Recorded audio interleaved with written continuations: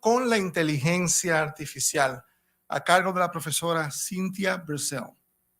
La profesora Bercel es pionera en la robótica social y en la interacción entre humanos y robots. Es científica y emprendedora estadounidense en el campo de la robótica y profesora del MIT, directora junta también del Media Lab del Instituto de la Tecnología de Massachusetts, mejor conocido como el MIT. Fue cofundadora de la empresa de robótica social para el consumidor VIVO, en la que se ejercitó como científica y directora de experiencia. Actualmente es la decana del Open Learning de MIT, directora del grupo de robots personales del MIT Media Lab y profesora de artes y ciencias de esta misma institución. La conferencia de hoy versará sobre su campo de trabajo más activo y más reciente, el cual se ha concentrado en el tema de vivir la vida cotidiana y la interacción cotidiana con la inteligencia artificial y en comprender gradualmente los impactos a largo plazo de los robots sociales. Es directora también de la iniciativa del MIT sobre inteligencia artificial responsable para el empoderamiento social y la educación, MIT Race, del cual también hablaremos más adelante, y creadora del currículum Day of AI, un currículum introductorio a la enseñanza de la inteligencia artificial para escuelas del K al 12. Su grupo de investigación estudia activamente los robots sociales aplicados a la educación, a la pediatría, a la salud, al bienestar y al envejecimiento, entre otras áreas. La profesora Bercel ha recibido cientos de premios internacionales por sus inventos, diseños y creaciones. Y su participación en esta conferencia y una serie de actividades que está desarrollando en la República Dominicana se corresponde con una colaboración conjunta entre la Fundación Global Democracia y Desarrollo, el Centro MIT Race que ya mencionamos y la Organización de Educación Iberoamericana OEI, con el objetivo de introducir la enseñanza de inteligencia artificial en el currículum K12.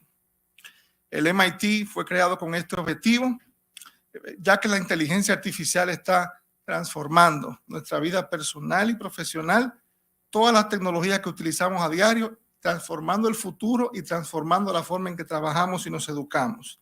Incluir la inteligencia artificial en el currículum educativo K12 va a contribuir no solo a preparar a los niños y jóvenes en su alfabetización, si se quiere, sobre esta tecnología, sino que también será un componente, aparte de ser un componente del programa curricular, el mismo uso de la inteligencia artificial en el proceso educativo en sí tiene un impacto significativo en la educación K12 al permitir, entre otras cosas, una mayor personalización del aprendizaje, proporcionar retroalimentación inmediata sobre el proceso de aprendizaje, ofrecer herramientas de evaluación y identificar inmediatamente también y corregir dificultades del aprendizaje, entre otros.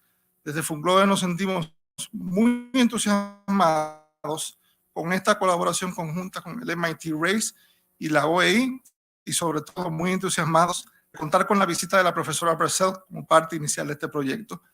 Quiero aprovechar también para agradecer a Linda Rodríguez, nuestra querida y apreciada colaboradora en Massachusetts, quien ha sido fundamental para este proyecto y para la visita de la profesora Bercel.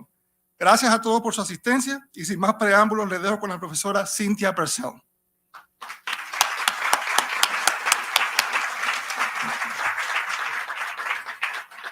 Not just everyone.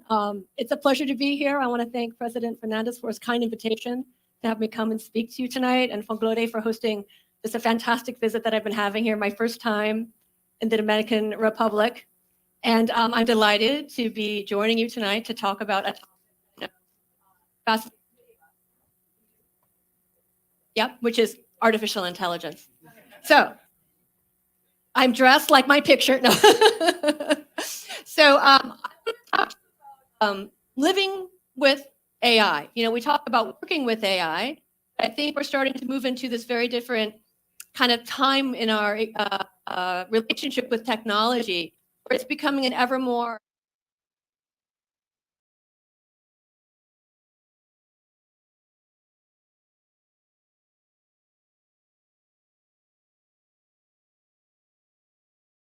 artificial intelligence. It is a technology that is influencing and transforming many different industries. It's driving economies, study disciplines. It's having really transformative effects. So some of these images here are showing how drones are being used in agriculture, for instance, or I'm sure we've all heard about autonomous vehicles, or of course, a lot of use of artificial intelligence in medical diagnostics, or in, Amazon warehouses uses robotics in order to do logistics and warehouse retrieval. A lot of work you're starting to hear about with these new AI methods called generative AI. We do media and creative expression and music and visuals, and even being able to synthesize faces and voices. So it is being used in many, many, many different aspects. I expect this is going to continue. When you look at from industry, where this field is going, you hear, kind of projections such as this, a significant part of jobs will start to use artificial intelligence and tools to do our professions. Often when you have disruptive technology, it creates new industries, new skills, new jobs. And so this challenge of how do you prepare our children for the future for jobs 20 years from now that don't exist yet today. So one example for me is when I was a graduate student, the World Wide Web was just starting to come into existence. At the time, you had to be a computer scientist to make a web page. But then, a few years later, suddenly the job of web designer and tools became intuitive and easy to use that you could be a designer and then create a website. So these tools have a way of evolving. So how do we prepare our young people for these jobs that don't exist yet? So the future-proofing question. And then this opportunity space where there's a projection of, millions of new jobs leveraging these kinds of technologies, being able to design artificial intelligence, and yet the number of people in the workforce today is like in the hundreds of thousands worldwide. So this huge opportunity gap of hundreds and thousands of people in the workforce today with these skills and opportunities for millions of people with these skills in the future. So there's a huge educational opportunity there as well. This is just, to set the stage of how artificial intelligence is kind of shaping many, many, many different parts of our lives. And of course, we're starting to see it enter our personal lives. So with the advent of the Amazon Alexa smart speaker coming into our homes, being able to interact with AI just through our voice, transformed who in society interacts with artificial intelligence on a daily basis. From children to our oldest adults, you didn't need to be savvy with technology to interact with AI. So this is another facet that's kind of transforming how we've been incorporating AI into all aspects of our lives. So I'm going to talk about a particular kind of artificial intelligence that is a field that I'm recognized as being a pioneer of, a founder of. And that field is called social robotics. So I'll tell you that when I started graduate school, and I started studying artificial intelligence, people were not thinking a lot about how people and robots would be able to actually work together or collaborate. Artificial intelligence was kind of this in-the-box thing. We were just trying to understand algorithms of decision-making and learning, but really thinking about how you create a technology that anyone could be able to interact with without explicit training was an open question. So when I was thinking about what would that look like, you think about, the time when kind of exotic technologies that you had to be an expert to be able to program and use. And then the question of the personal computer and how you put a computer on every desk, and asking the question, how would you need to build an autonomous robot, sophisticated AI technology, such that it could be anyone could be able to interact with it.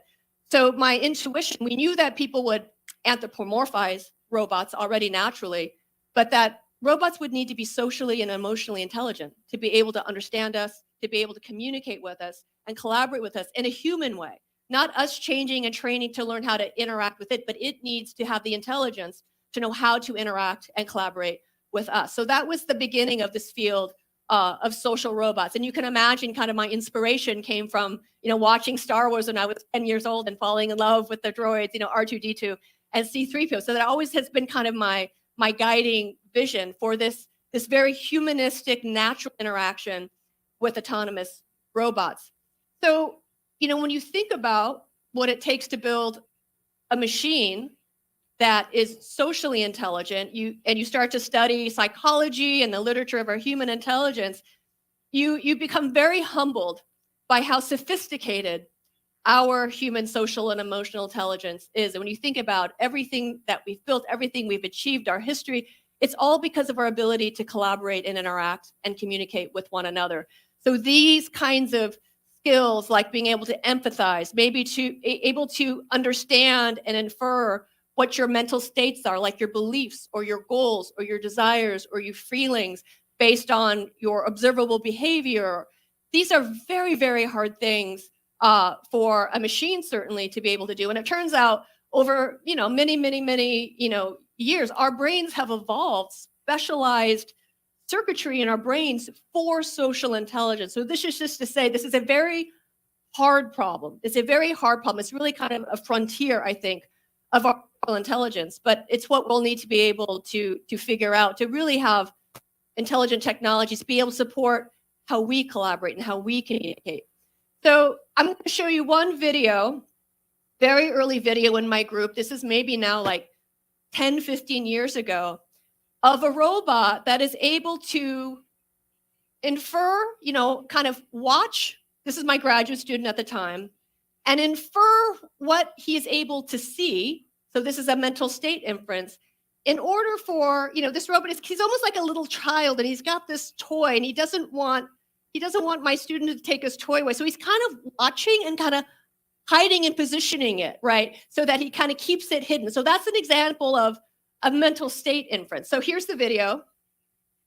So you can see as my student is walking around, the robot is watching him and very carefully trying to reposition the robot, reposition the toy so that my student can't see it, right? So I'm sure you can all appreciate when children do this. So, but this is an example of kind of sophisticated social intelligence and, again, mental inference of what Jessie can see and therefore know about the world and how the robot needs to adjust its behavior to kind of keep its toy. Okay, so this is like a very simple, but not simple, but a quick example of when we talk about social intelligence, what we mean.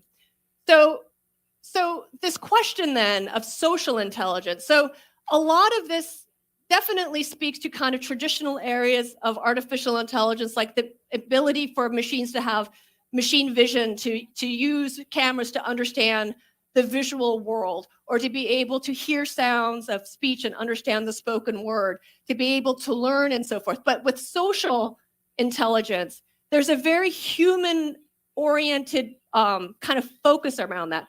So when we talk about perception of the visual world or the auditory world, in social robotics, it's all about understanding human facial expressions, body postures, poses, like what are we thinking and communicating through our observable behavior. So this is what we would call kind of machine perception of interpersonal cues, of emotional cues. When we talk about learning, I'm sure you've heard about technologies like deep learning and training on data sets. But when we think about a robot in our home, you're not going to be feeding data sets to your robot. You want to be able to teach it, to train it, maybe like a dog or maybe like another person, but even from your but in a way that's more of a social collaborative process.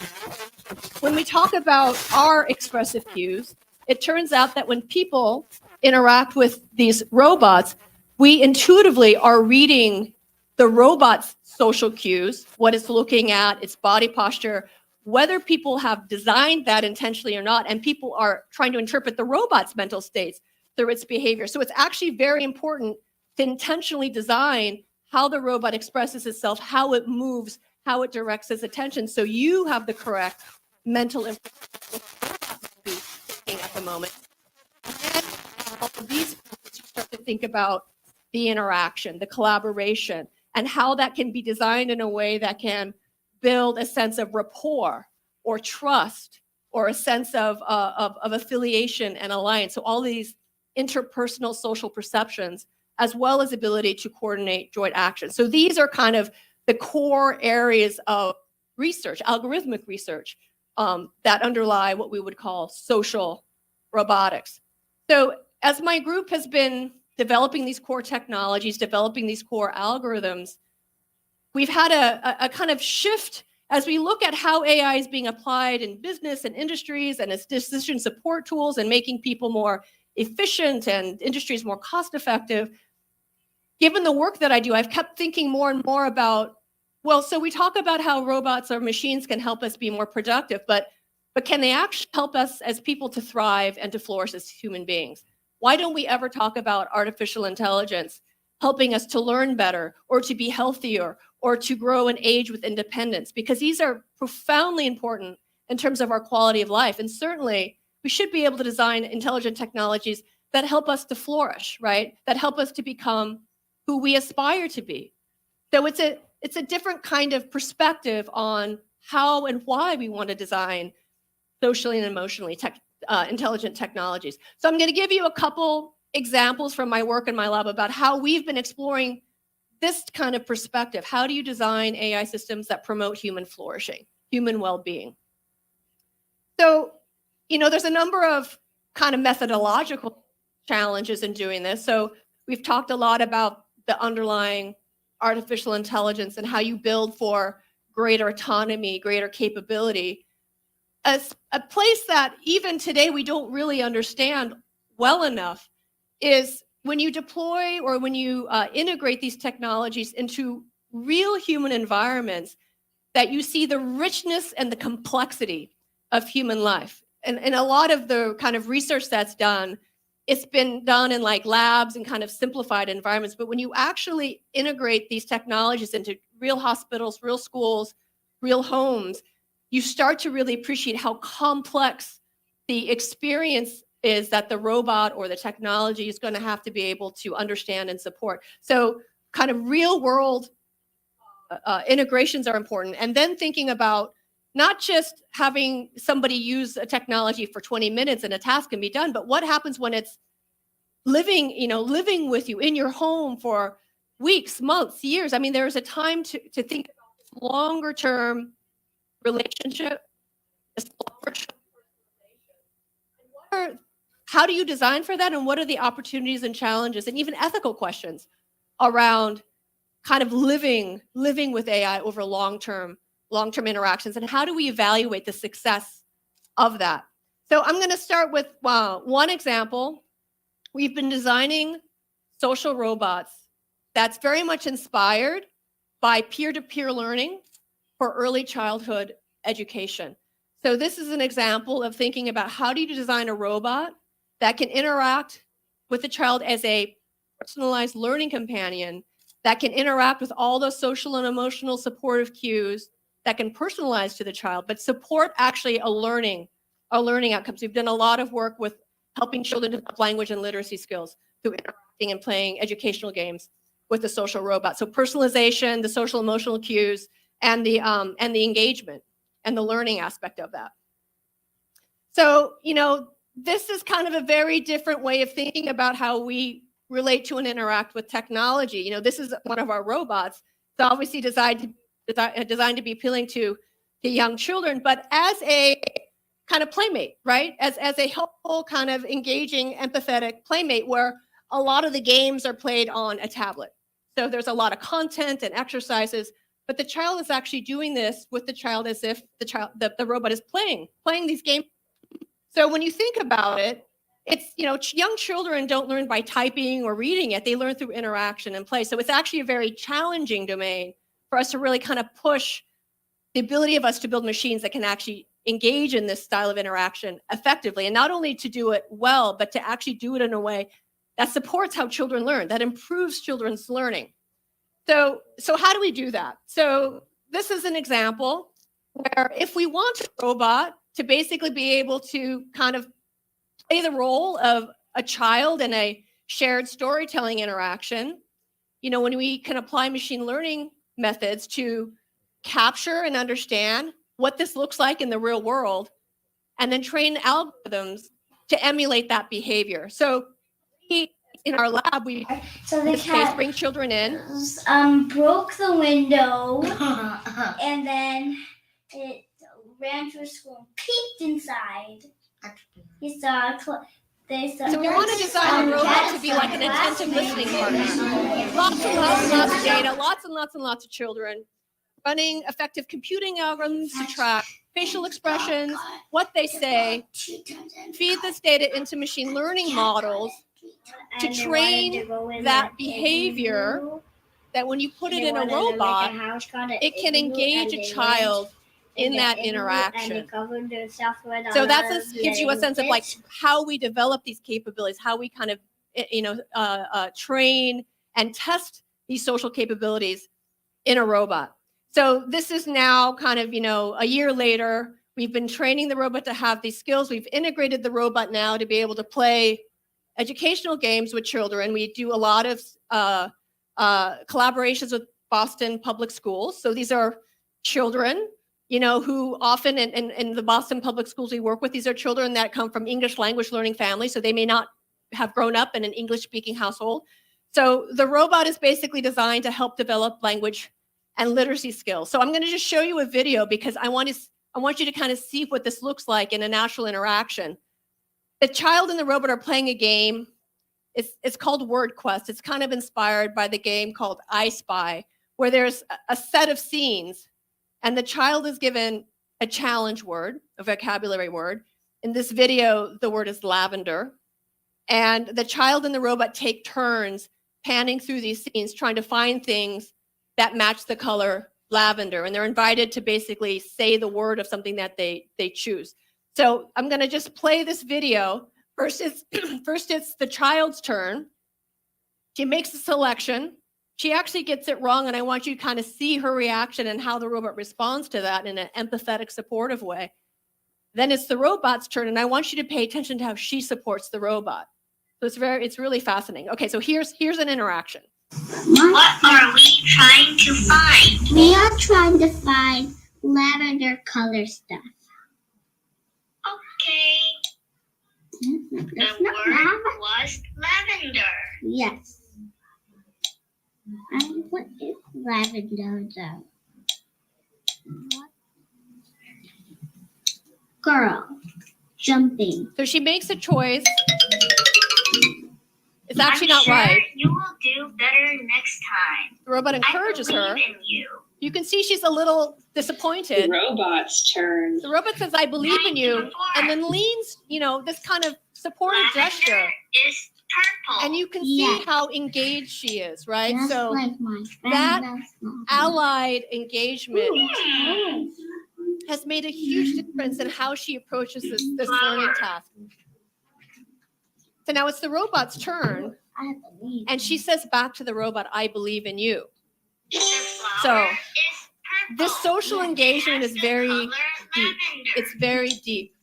So, we then, we're scientists. We do a lot of randomized controlled trials, which is a standard psychology method to be able to kind of analyze and assess our intervention, our robot, is it making a difference? How is it making a difference? So we look at things like engagement. We look at measurements like body pose, facial expressions, even kind of skin conductance. And what we can show is children who interact with personalized robot through all of these indicators are more engaged. They're paying more attention. And so that's giving us a sense that not only the robot, but our personalization algorithms are improving children's engagement and attention in the task with the robot. We then also look at just classic pre-post vocabulary scores. And what we've been able to show is, comparing a baseline classroom with no social robot to a robot that follows a fixed curriculum. So you can think about this as just providing extra practice, to a robot that's personalizing through interactions with the child. So not only practice, but personalized practice with the children.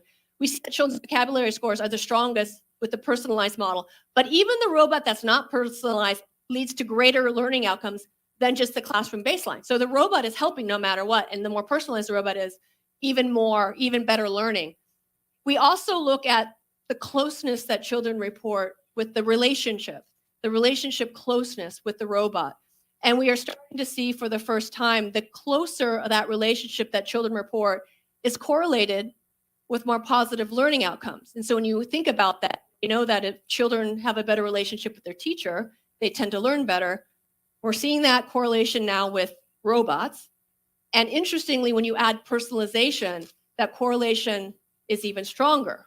So we're starting to see this kind of relationship between personalization, relationship, and learning. So again, it's fascinating, right? And then you saw that moment where the robot says, I believe in you to the child, and then she says it back to the robot. We have seen this emulation of children's behavior with the robot, because when children learn from others, they learn all kinds of things. They don't just learn vocabulary. They learn things like attitudes and perspectives, right? That's just part of what we learn from each other. So if you design the robot to exhibit aspirational behaviors, like a growth mindset, right? What we see is children who play challenging games with the robot that exhibits a growth mindset.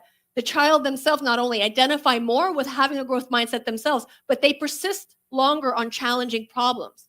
So they start to exhibit a growth mindset in their behavior. And there's been lots of research that shows the more that a child has a growth mindset, improves their learning and their educational outcomes in general. So again, this is about a deep engagement, I would say, and kind of the power of this when you design it responsibly and appropriately.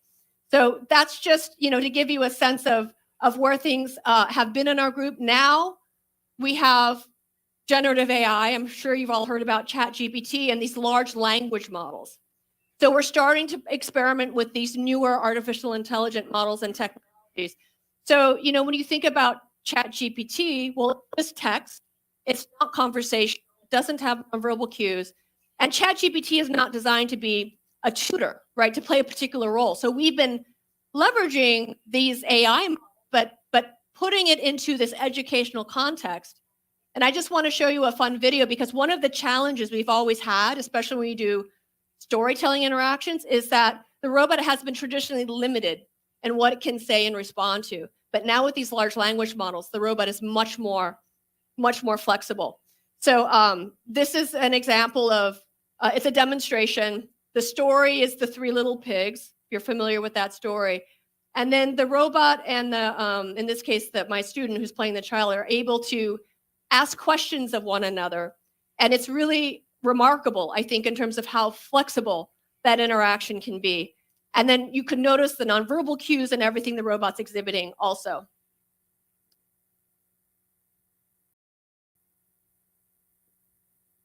Is this going to play?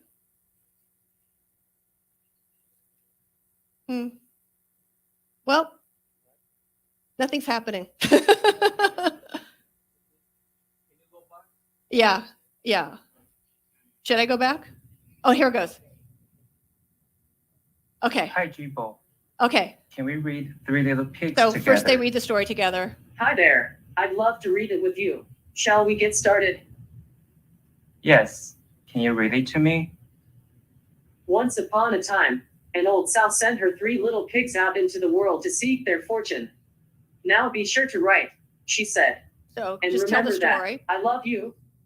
All right. Now the question and answer. I'm Jibo and I'm here to help you read and understand this story. Let's start with the first pig. Can you tell me what he built his house out of? I think it's made out of cakes. So that's a silly answer, right? That sounds delicious. But it sounds delicious. Unfortunately, I don't think that's right. The first think pig it's built right. his house out of straw. So straw, right? What would you use to build What your would house? you use to build your house out of? That's an interesting question. I think I'd build my house out of solar panels Solar so that I panels. can power my home with You know? renewable energy. So Wow, that's very smart. it's fascinating, right? So Thank this you. is all being generated So, by what these do you models. think the third little pig did that saved him and his brothers from the big bad wolf? I don't remember. And now he's Can asking you for give a me hint. a hint? Sure. And the robot's third able little to pig frame used it something to scare the wolf away. as a It hint. was something that was hot and crackling. Oh, it set a fire. Am I right? You're absolutely right. The third little pig lit a fire and scared the wolf away. So again, I think, with these Hey, advancements, Jibo, I think we can advance. can you write a haiku of this? We can advance. So anyway, you can get a sense of the power now of these large language models in enhancing the dialogic capabilities of the robot. And so anyway, it's a rapidly moving field, and we are definitely trying to take advantage of all these technologies. Just in the big picture, I don't know how many of you are familiar with Khan Academy, but they are announcing this fall Khan Migo, which is their version of a personalized tutor for every student, but also a teaching assistant for every educator. So thinking about large language models, not only to help students learn, but to help teachers do their profession as well. So these tools and technologies are coming into education. And a lot of this, this is a very big conversation we're having in the United States as well as globally. It's just the achievement gap because of the pandemic. So looking at novel uses of technologies, whether it's things like social robots or things like Conmigo, to really help children basically close that achievement gap that's been due to COVID. So anyway, this is one of the big opportunity areas, I think, of AI and transforming education in K-12 education. So this is a set of advancements that's rapidly evolving. So this is one of the kind of fascinating insights, I think, of the work I've been presenting to you, which is it's really kind of a new kind of relationship, right? So we study this. We try to understand, how do children conceive of their relationship with the robot? And there have been, colleagues of mine and others who have been very concerned that when you design a social robot, somehow that robot is going to replace human relationships. Somehow that robot is going to compromise or marginalize the quality of relationships they have with other people. So we've been studying that.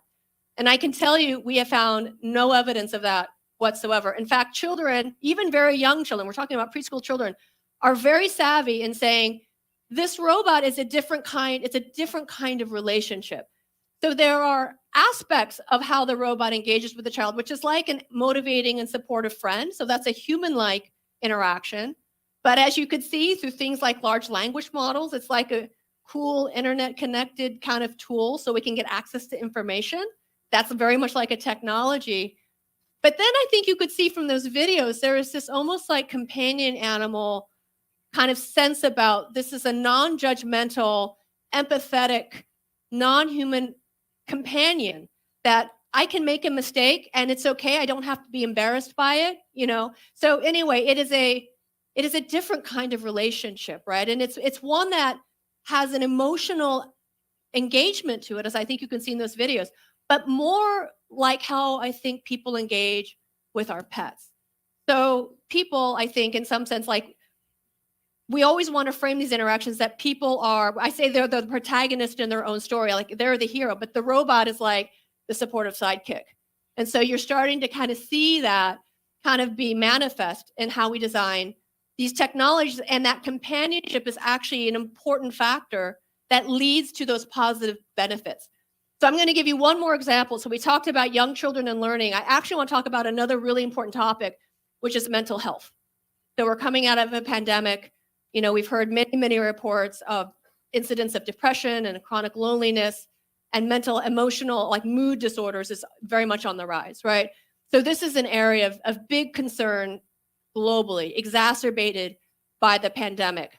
So this is an area that we've really been focusing on in our work. So when you think about what AI could do that could make a difference in this area, I can tell you, when I'm in the United States and I talk to educators and doctors, they will say that the demand, particularly for mental health support for students, is so high, it can take months and months before a child can even make their first appointment with a clinician. The demand is that high, right? So is there a way to create a technology that is ready at hand, that can adapt, personalized to the child, that can interact and monitor how their mood is, to be able to have more accurate assessments and to provide just ready at hand intervention. So you don't have to wait 7 months. You can have that support and that interaction in the comfort of your home, but also be connected to your clinician. So it becomes a tool, an extension of the care that clinicians provide, but in a way that's much more scalable and affordable and personalized. So that's the vision. That's the vision. The other vision is, if you can do this, especially for things like mental health, can it be preventative? So instead of having a health system that you wait until a person is actually in trouble, like clinically depressed, before you intervene or see the doctor, can you engage them in skills that keep them emotionally resilient in a preventative capacity so they never get depressed in the first place? Like, that's a big area of opportunity. We know in health, is particularly in areas of behavior change, and a lot of health interventions are educational interventions. Again, rapport, social interaction, this also is really important to the best outcome. So similar to the learning example, health, this interpersonal social also is important. So one of the first explorations we did is we developed, so this is a different robot in my group called Jibo.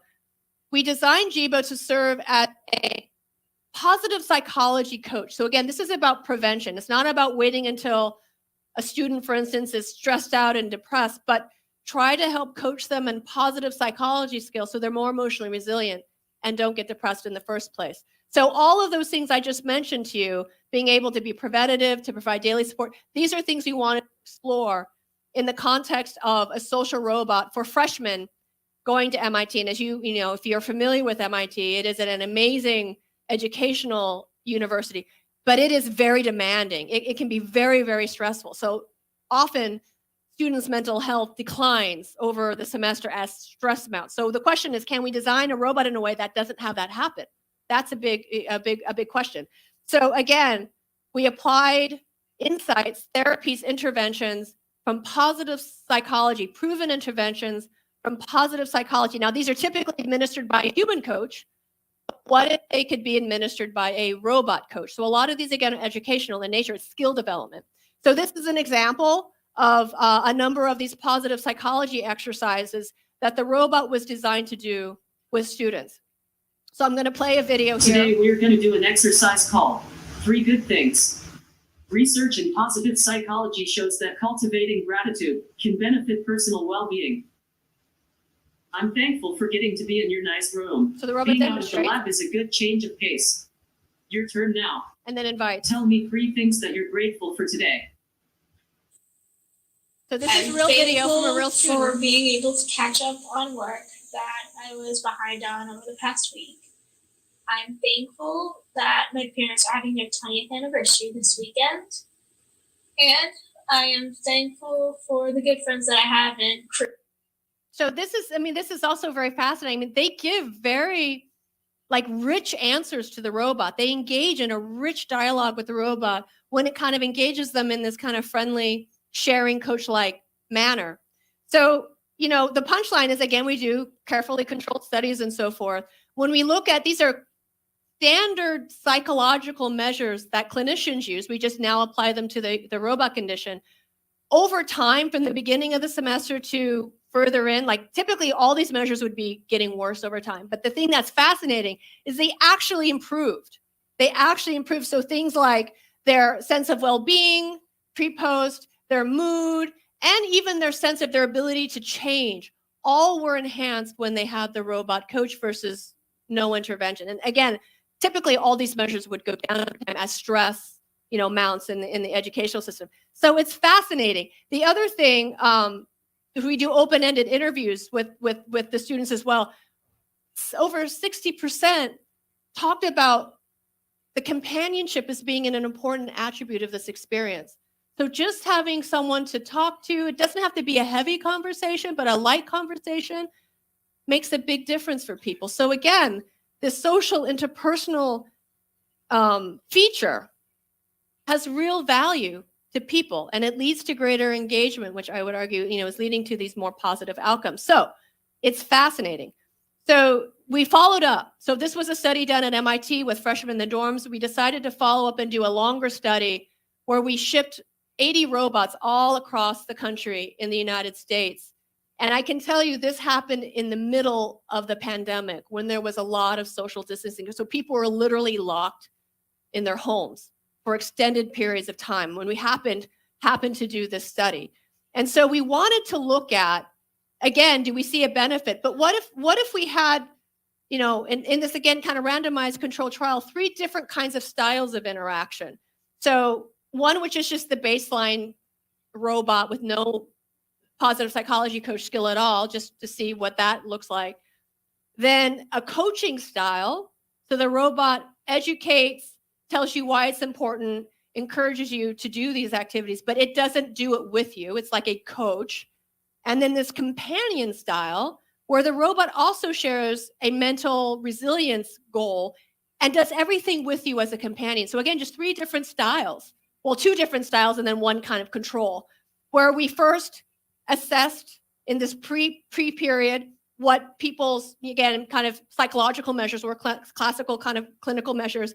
Then we did the intervention for 4 weeks. Then we took the robot away and we did a delayed post-test to see how sticky those results will be. And so I'm just going to show you a video now of a variety of people using the robot. Again, you know, things like being able to do daily assessments is part of the advantage of the robot. Hey, every day, I'm going to ask you to log your mood. Nope. Can you answer the next 3 questions and pick the pictures that match how you feel right now? The first question is about how energetic or calm you feel. So 3 quick questions. Again, The just second a one is daily about how assessment, light positive or touch. negative you feel. So kind of your mood, The your final question anxiety, is about how much control you feel how like you have now. controlled you feel. So again, this is all data that Did you goes get a into the chance to robot. practice the gratitude exercise? Yes, I did. This Tell is me showing more about follow-up it. and follow-through. It made me appreciate being grateful for these things. So there's an exercise is- of expressing gratitude. The robot's asking, did you do can't it? help but be positive if And you're he grateful reports for something. On it to the Remember robot. how we explored self-compassion last week? Before, I was always very harsh on myself, thinking that's the right way to make progress. But now I know it actually helps me to better when I'm warm and compassionate towards myself. It's a complete mind shift. What about you? Did you experience any change you'd like to share? Okay. It's hard for me to love myself, and this has helped me make it easier. There are a lot of things I would change if I could, but now I'm embracing who I am. So I thank you for that, Jibo. Wow, thanks for sharing that with me. So again, just to say, there's some pretty profound, deep effects the robot can actually have through these interventions. And a lot of it is because of this social affective companionship style of interaction. So basically that's what we showed. We looked at those different styles and we found that the companion style was the most effective on a number of these measures. You know, for the coaching one, only 1 measure improved, but for the companion measure, all the measures improved. And even when we did the delayed post-test, we saw all those changes persist. So again, just to say, there's something fascinating going on in the psychology of engagement of people with this kind of experience that leads them to be more successful with the intervention. And that's the punchline.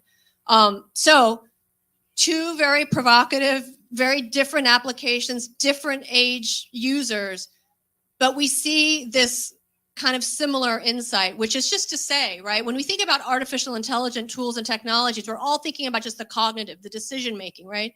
But when you can design these experiences to support a more holistic human experience, and we as human beings, we are social creatures, we're emotional creatures, we are cognitive creatures, we're physical creatures.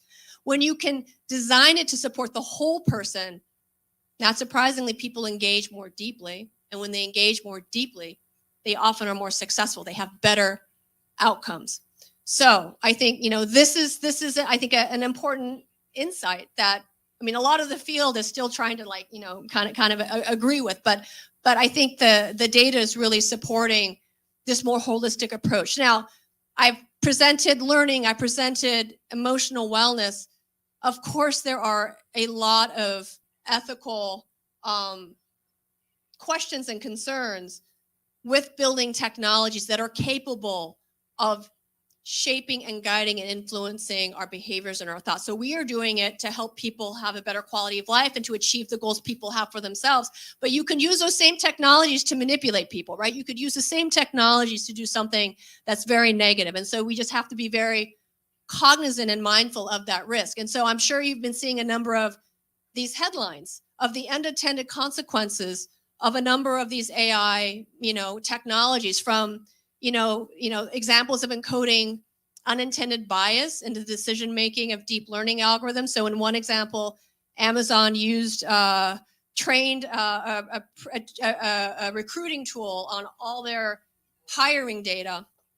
And basically, they have a very male-dominated workforce. And so men were getting job advertisements, but women at a much lower rate. So that's a very unfortunate bias. So I think there's been much more appreciation of these risks. And so these systems have to be designed in a very ethical, responsible way. We've seen examples in law or over-reliance. So this is a case where they use ChatGPT to kind of research legal precedents. And sometimes ChatGPT just makes stuff up. And they did that, and it turned out it just put in a false precedent, and they got fined, right? So there was a college professor, who used an algorithm to try to figure out if students in his class used ChatGPT to write their final essays. And it came out that that the algorithm said every student cheated. And he failed the entire class, and some of those students couldn't graduate. And it turns out it was wrong. It was wrong. So anyway, there's a lot of things, there's a lot of possibility, but there's a lot of risks, and we have to be cognizant of the responsible use of these technologies. And I would argue we need to have frameworks for responsible design. So in my own group, we've been doing a lot of design frameworks. So as you, as a person, try to come up with a solution using AI, how do you think about all of these interlocking factors, including engaging the stakeholders who are going to use your technology to be co-designers with you? So we talk about social justice frameworks. So this is a new area as well. New design methods, design frameworks by which we build these technologies so that we can try to avoid those unintended negative consequences. And then, I think there's a whole perspective. We hear a lot in the press about replacing jobs, ChatGPT doing things that replaces human creativity. And, there are very credible economists who basically make the argument, and I would agree, that if you can augment people with these technologies, it will always be better for the economy. It will always be better for people. So augmenting humans with technology, and that could be AI, opens an endless frontiers of new abilities and opportunities, rather than just either having a person do it or just having an AI do it. So this is really, I think, the dimension and the direction we need to move as societies, is thinking about how these technologies can augment our creativity, our critical thinking, our problem solving. This is the direction that we need to understand. So when you talk about social robots, that partnership, that is something we really need to understand how to design for these technologies. The other aspect of this is we need to help create a more AI literate society. A lot of people, they use these technologies. They don't even know they're using these technologies because they're embedded in our social media and our apps and so forth. But people just need to be more aware of these technologies and how they're used in their products and services. So to be able to use AI responsibly, to have an informed voice, to understand how they work well enough, to be able to have an informed voice of how you want them to be used in society, how you think about regulation. And then, of course, we need to have a far more diverse and inclusive set of designers and developers who create solutions with these technologies. Right now, I'd say it's a very unequal distribution across the globe of who can actually make things with AI. And this needs to be far more equitable around the world to create, again, a fair and just world. So, with that, one of the big reasons why I'm here and why President Fernandez has invited me is we've been designing a lot of AI literacy curriculum for students, for K-12 students. This is called the Day of AI. And it is all about saying AI is for everyone. This is short form, multidisciplinary curriculum about AI applications and its responsible use that's creative, that engages critical thinking, hands-on making. And it's really for all students, for all teachers. All teachers can teach it. It's free.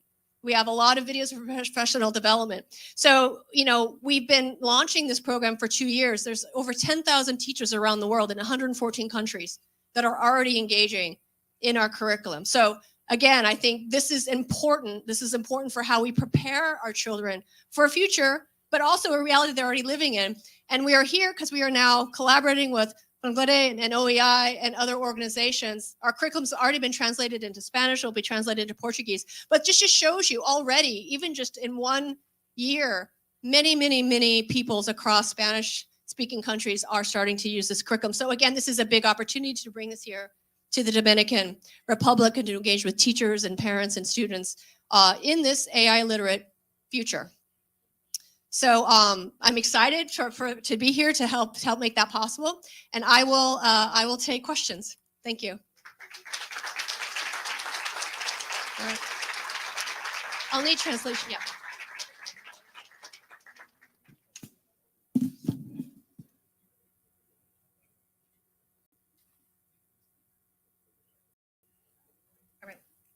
So I think you have the microphone? Yes, okay, yes.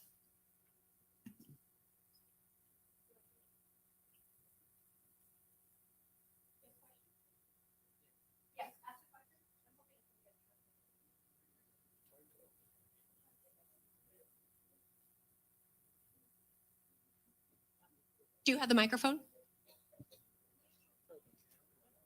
Okay, okay. Buenas noches.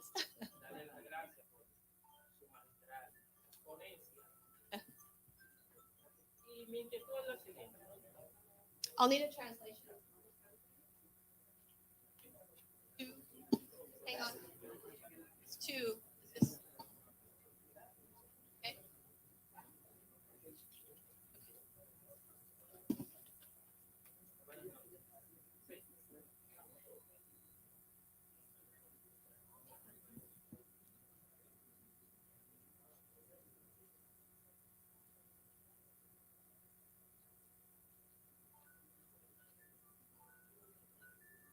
Uno. Buenas noches, William Reyes. Primero, darle las gracias por su magistral ponencia. Y mi inquietud va focalizada a lo siguiente. Usted se refirió a los riesgos y a ciertas desventajas de algunos países. En ese tenor, ¿qué usted podría agregar con relación a la normativa que podría regular el desarrollo y la aplicación de la inteligencia artificial? Debido a que el título de su conferencia es Viviendo con la inteligencia artificial. Y la norma es lo que nos permite vivir en sociedad. Muchas gracias. Yes. Yes. No, this is a very timely topic and question, and it's becoming a global conversation. So the question of AI regulation and norms and so forth is something that we're starting to see different countries propose different policies. So I mean, the classic ones that people often talk about are things like privacy and transparency and accountability. You know, there's a question around things like even how you label data to train these systems can enter bias into these systems. So there's many, I think, facets of regulation and policy and norms that's going to be important. I think it's also adding, you know, to the opportunity of a global dialogue, because many companies who produce these products and services are global companies. You know, if it's digital, it can go across the world. So how we can align those across different governments is going to be important. So if your product works in one region of the world, you know, ideally it would also work in another. So I think there's a global opportunity to come up with thinking about what are the reasonable norms and policies and regulations for these things. So it's an evolving space, but I think for the first time, you know, fairly recently, even the big tech companies, the CEOs of big tech companies have been encouraging and saying it's time to regulate these technologies. So it's an evolving landscape, but I think it's the right direction now. So another question? Mm-hmm.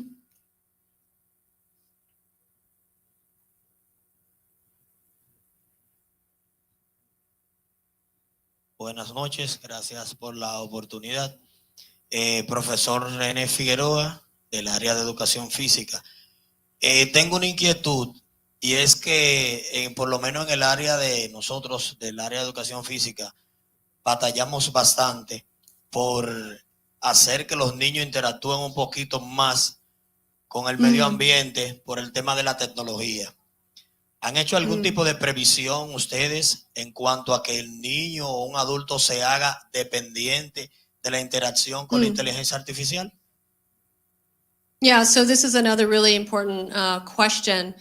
So I think we've all seen the effect of children and screens, whether it's a phone or a tablet or a computer, where it kind of sucks in their full attention. They start to kind of shut out kind of the other people around them in the room. One of the things that's really interesting, and we've studied this with social robots, is because it's socially embodied, people around the robot are included in that interaction. So when you talk about the importance of nurturing interpersonal interactions, this seems to be a technology that encourages and supports multi-party interactions in a way that we don't really see with these other kind of pure screen-based technology. So I think this is an important thing that we are trying to study, because we see too much of kind of, children, again, kind of shutting the social world out when we know it's really critical for their development. So how we think about the design of technologies that support interpersonal face-to-face is important. So again, this is a technology that we're seeing promise around that. And in fact, we can design it to show increased engagement around the people around the robot as well. So thinking about the robot as a social catalyst. So that's an area of research, I would say, but I think it's an important value that we want to think about including in how we design these technologies, especially in environments with children who are developing. Around the question of, you don't want to design these technologies to be a crutch. You want them to be a ladder that brings you to an enhanced level of performance. You don't want people to forever be overly reliant on it.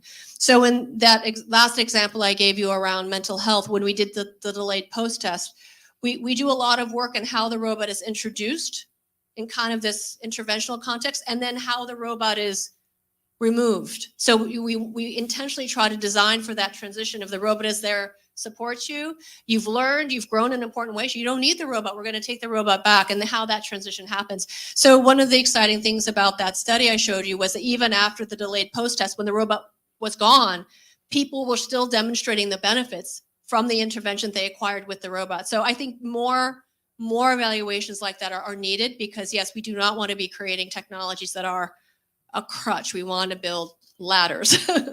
So thank you for the question.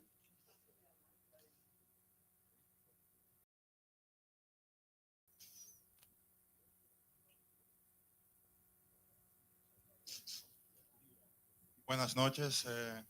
Thank you very much for the excellent talk. I have a bit of a slightly technical question. I was wondering, what do you think are the limits of the depth of the engagement that you can achieve with, say, adult populations or with populations that are from different cultures? Yeah. Like, how far do you think this technology can generalize to other use cases, especially given the fact that at the end of the day, all social robots, there's really no one home there. It's all kind of an illusion, or maybe you have a different perspective. Does that really present any fundamental limits to the assistance that it can provide? And if so, how? Yeah, so I would say, again, how you design and how you present the robot is very important, right? So in these cases, the robot is providing an educational or a skill intervention, and the robot is framing the interaction and the engagement in a way that kind of explains why these skills matter. In the case of positive psychology, why they're valuable. And those are skills that, again, people can continue on long after the robot is gone. I think as I was showing, in the case of the young children, they are understanding this is not a human experience, and it's okay. It's not as if you need human level intelligence and social interaction to get the benefits.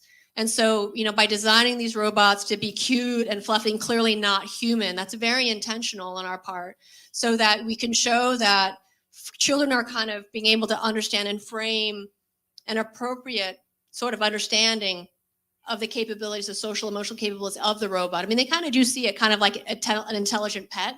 So not like another child, or certainly not like an adult, but kind of like I call it the Disney sidekick, kind of like that.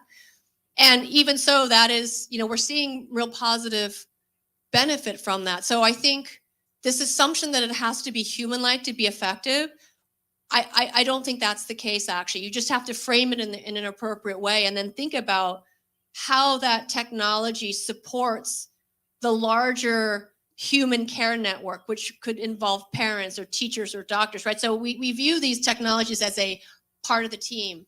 So in the educational context, we design them with teachers.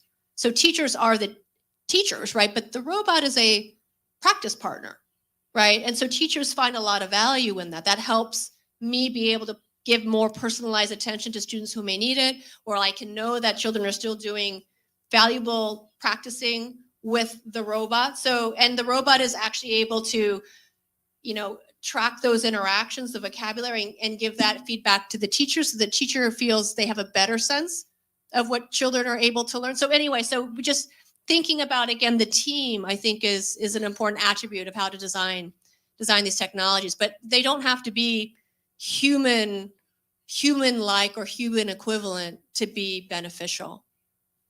Just a quick follow-up on that. So I completely agree that it doesn't have to be human-like or human level to be effective in certain contexts. But I was wondering in terms of whether or not there are any fundamental limits that would require this kind of human level intelligence, or at least interface in order to be effective.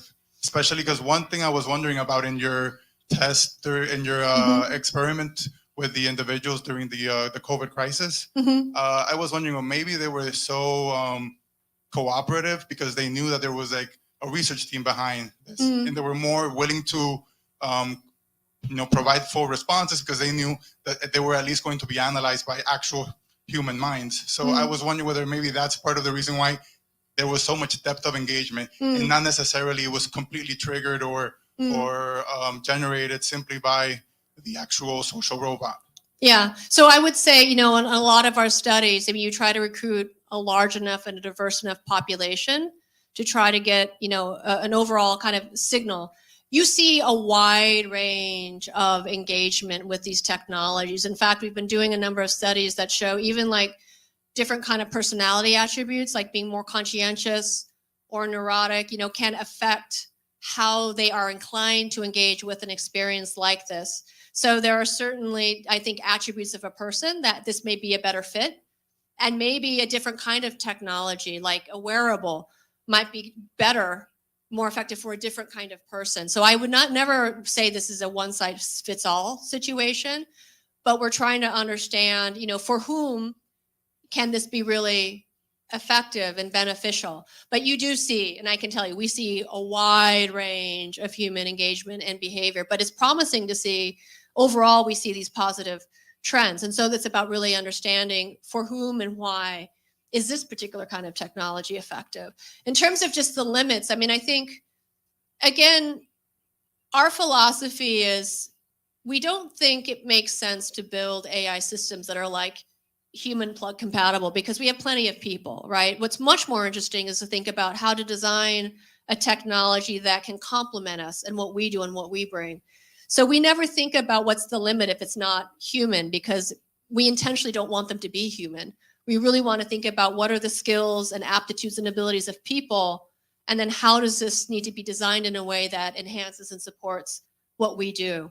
So that's just a philosophical framing. Thank you. Yep. Do you have a question here? Oh, over here? Yep. Buenas noches, Margarito de los Santos. Tengo dos preguntas. ¿Cuál es la ventaja y desventaja sobre el uso de la inteligencia artificial en el proceso de aprendizaje del niño? Y segunda, ¿cuál es el impacto que se espera durante los próximos 5 años venideros sobre el uso de la inteligencia artificial en la sociedad? Muchas gracias. IE, what does IE mean? AI? Oh, okay. So the first question, what is the advantages and disadvantages of AI in supporting children's learning? Okay. So again, I think the big envelope of advantage is the promise. Oh, can you hear me? Can you hear me?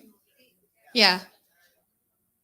The promise has always been kind of this vision of a personalized tutor for every child that's affordable and effective for them.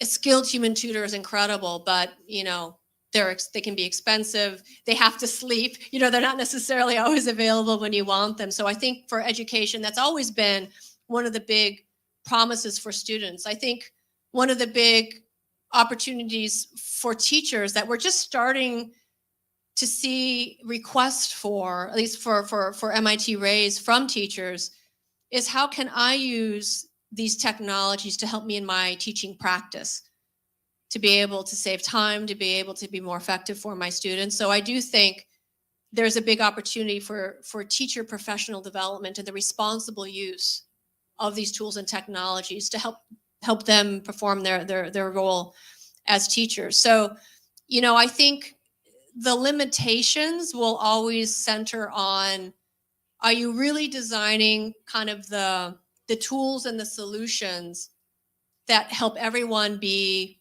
supported and effective in what they do. What often happens is if you design something that's a mismatch, then you're going to get a lesser result. That will be a limitation. So often it's a design question. Have you really designed the system, you know, that is really addressing the needs and opportunities well? I really think it's kind of at the first level, that's kind of where we're at. It just needs to be a well-designed solution that really engages the stakeholders, teachers, students, parents, in that to come up with something that they will want to use, that they see the value of.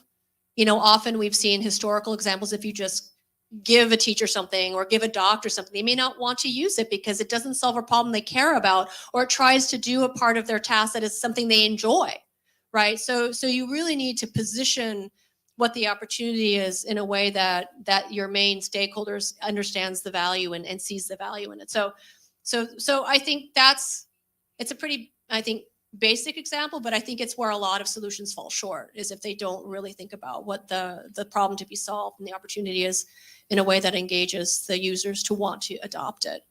It's usually just disuse is the reason where the shortcomings are. Question? Yep.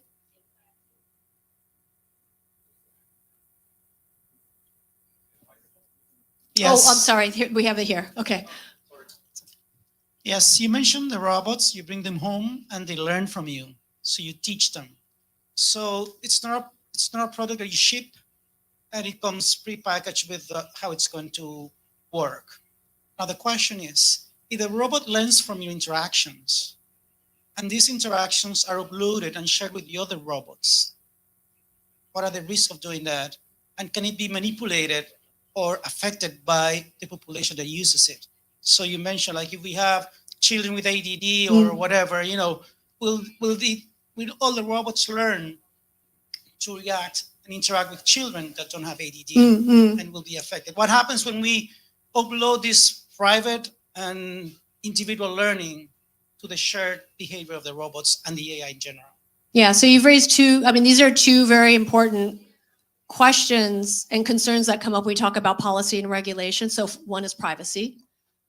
What data should be shared? Should people give explicit permission on what kind of data is shared? So lots of conversation around privacy and data.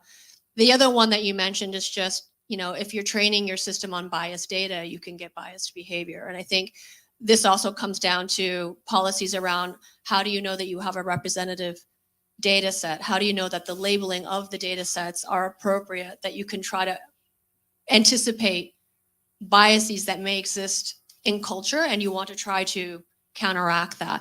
So these are two very important conversations that are happening, particularly around data and machine learning models. Yeah. We good? All right. Thank you so much. Buenas noches, everyone.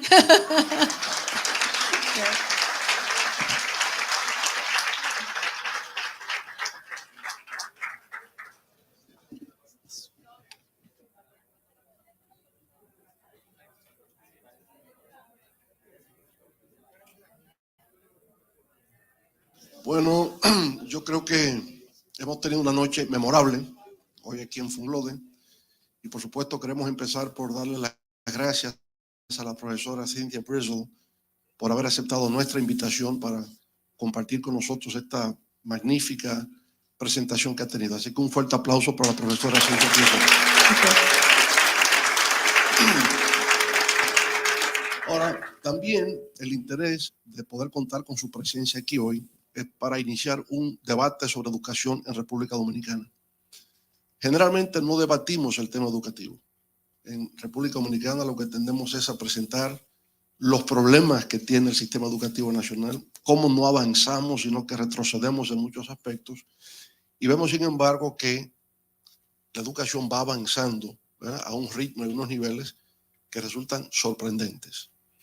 Bueno, entonces, además de la profesora Brizzle hoy, vendrán en este mes de agosto y septiembre dos profesores de España.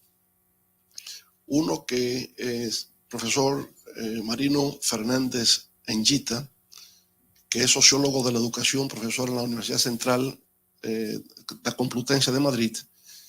Y él va a tratar justamente, su último libro se llama La Quinta Ola, que es la educación en la era digital. Y tendremos al profesor Paolo Cosín Fernández también. No somos primos, los dos son Fernández, pero no hay ningún vínculo. Y él va a hablar sobre el tema de la lectura, sobre el hábito de lectura y técnicas para aprender a desarrollar el hábito de lectura. Pero esta noche, ¿verdad?, al tratar el tema de inteligencia artificial, donde la profesora Brizzle es directora en el Media Lab del MIT, y donde su trabajo es diseñar justamente robots para diversas actividades como hemos visto esta noche. Entonces, como ven, la inteligencia artificial se aplica en todo. Se aplica en la salud, se aplica en la educación, se aplica en el transporte, se aplica en la logística. En cualquier actividad humana se aplica inteligencia artificial. Se ha popularizado mucho entre nosotros en los últimos tiempos porque tenemos el ChatGPT, el ChatGPT, que nos resuelve muchas interrogantes, nos ahorra investigar, nos da resultados inmediatamente y eso, digamos, se ha ido popularizando.